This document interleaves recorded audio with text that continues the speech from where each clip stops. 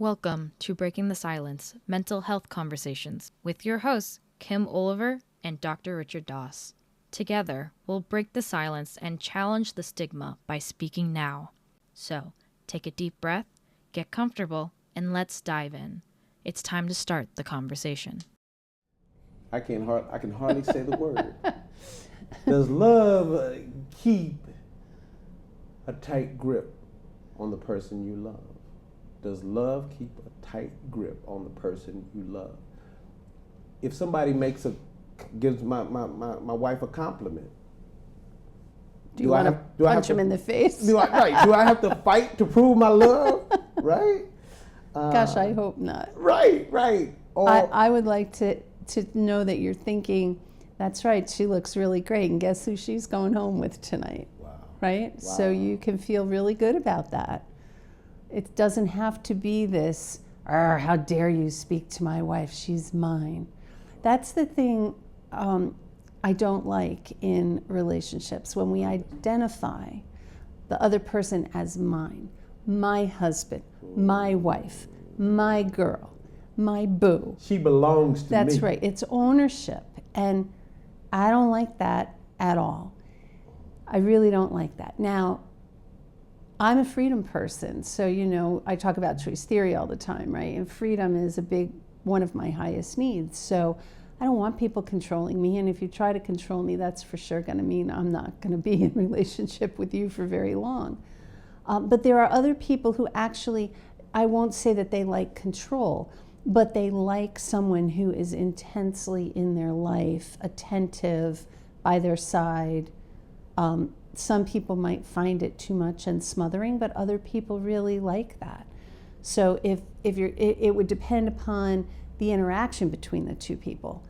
Some people may have an inherent desire to keep their loved ones close for protection. They're trying to protect in a kind way, not in a controlling way. And some people would appreciate that and other people wouldn't. So it has to be something that's negotiated within the context of that relationship.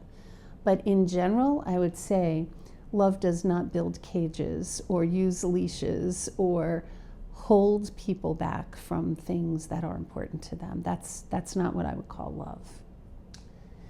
Sometimes I hear women women who like bad boys. Mm-hmm.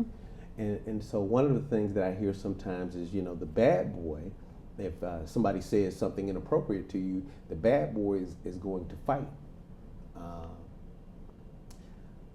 And for some women, that's attractive.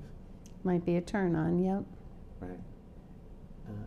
But what happens when that same guy who fought the guy who said something that's inappropriate wants to fight every guy? Or when you turn your head to look at someone else. Right. So is he fighting to protect your honor, or is he fighting because he's jealous or mad or insecure? Does he feel inadequate? Does he have low self-esteem? Does he not feel good about himself? So now he's afraid. Mm-hmm.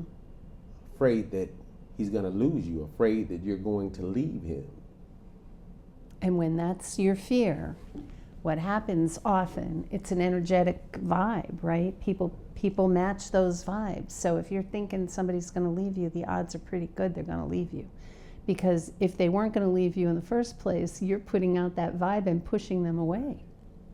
So watch this. So now I'm jealous, because I'm afraid you're going to leave me. So how do you feel when you come home, you've left your phone? How do you feel when you come in and you see that I'm going through all of your text messages and I'm reading them one by one to see if somebody has said something to you about how they like you?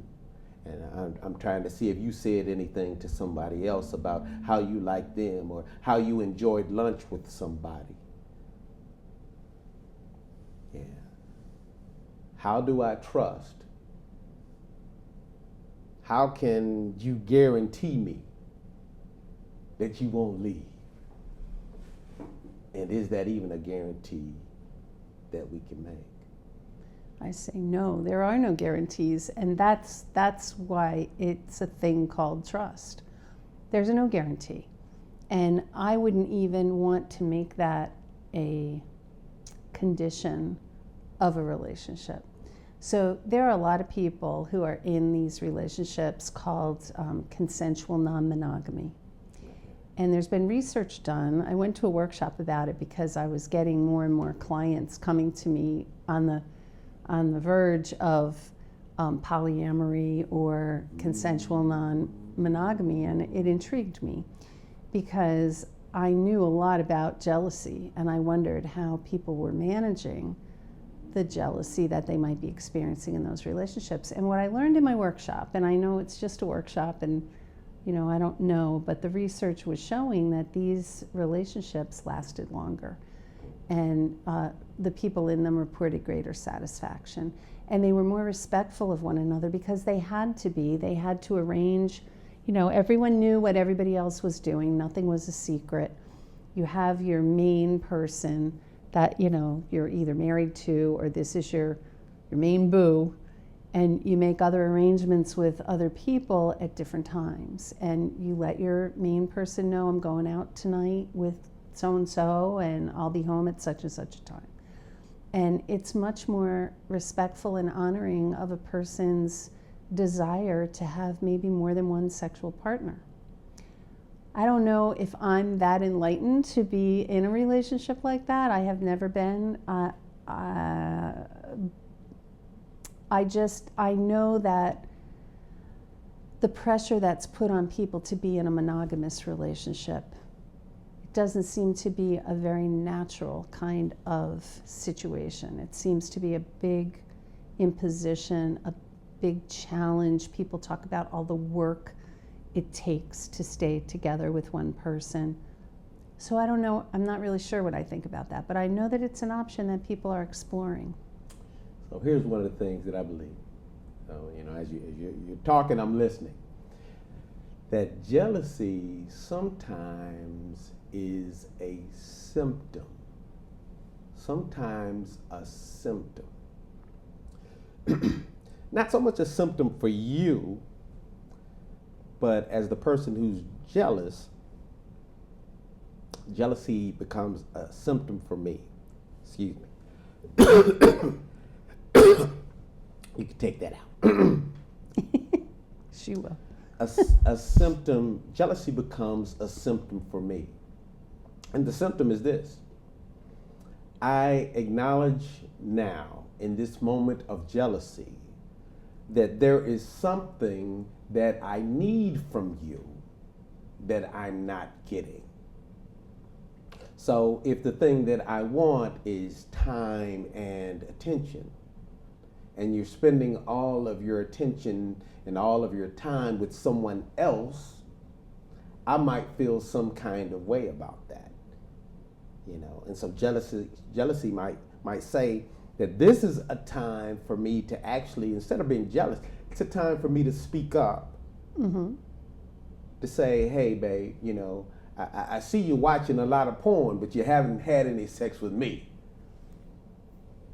Am I getting what I need? Because I believe that if I'm not, so, I think about mental freedom. If I'm not getting what I need, there's going to be some kind of negative manifestation of that.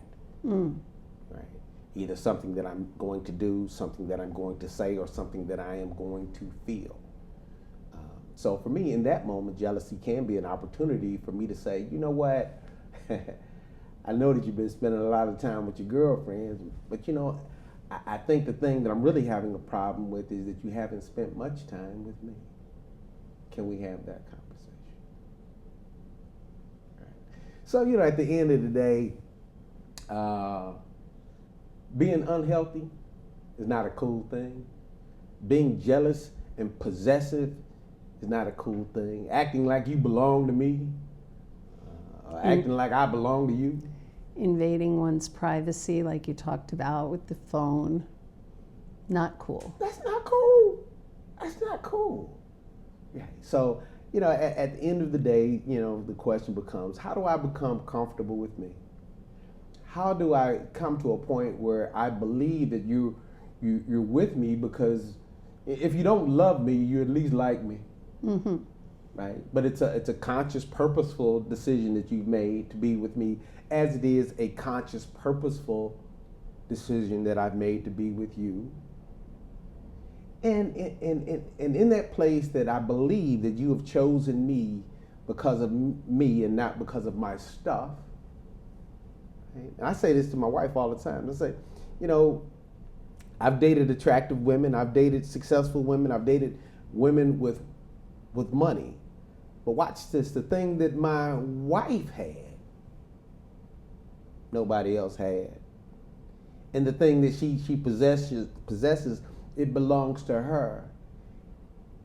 You know, she embodies the woman. When I was thinking of a wife, she embodies the person that I envisioned. You know, she exudes that. She shows that. It's who she is. And so does she have to worry that I'm going to find somebody else just like her? Nope. I didn't marry my wife because she was my type. I married my wife because she was a unique individual that I grew to love. And so here's the thing that I'd like to believe is that over the years she's grown to love me and accept me for who I am. You know, so really is the goal to have, you know, that person that is perfect? I hope not. You'll be alone. Right. Is the goal for me to have to be perfect to be able to maintain and keep a relationship? Yikes, I hope not. Or is it that my flawed and your flawed might be a good fit? That your imperfections and my imperfections can be a good fit. That I can love you for you and you can love me for me, and I don't have to own you, possess you, or control you. Or stalk you. Right. Right. And so, woo, again, just another amazing conversation. Today we talked about jealousy. Watch this. Have you figured out how to love yourself? Have you figured out how to accept yourself? Have you figured out how to feel as though you are enough? Do you realize in this moment that you're not in competition with somebody else for your partner's love and affection? Only competition you should be in is with you. Can you be a better person, a better, more affectionate partner? Instead of being jealous because somebody else admired and gave your partner attention, can you be the one who turns to your partner and say, babe, I love you. Babe, you're beautiful. I'm grateful to have you in my life, so that your partner can feel appreciated. Jealousy can be a symptom that you see your partner giving somebody else, male or female, family member or friend, they're giving them something that you feel like you're not getting. You know, is there a need that you have that's not being met? It may be an opportunity for you to speak up to say, hey, babe, can I get some more time with you? Can I get a little bit more attention from you? Can you touch me a little bit more? Can you hold me a little bit more? Healing is something that's possible. Healing is something that's real. And communicating with the person that you love and care about is something that I believe makes relationships stronger. So this is Richard Doss and Kim Olver, breaking the silence on mental health. Conversations that we need, conversations that we don't have. And today it's about jealousy, but it's also today I think about self-love and self-esteem and self-image. How do I feel good enough about myself that I don't have to question you? Oh, that's good. Thank you for your time. Thank you for your attention. And if nobody's told you today, I love you. We love you. Take care. I just want to say, if you have any topics or areas that you would like Richard and I to focus on in future videos, just drop a comment here. Send us an email at the address that's on the screen.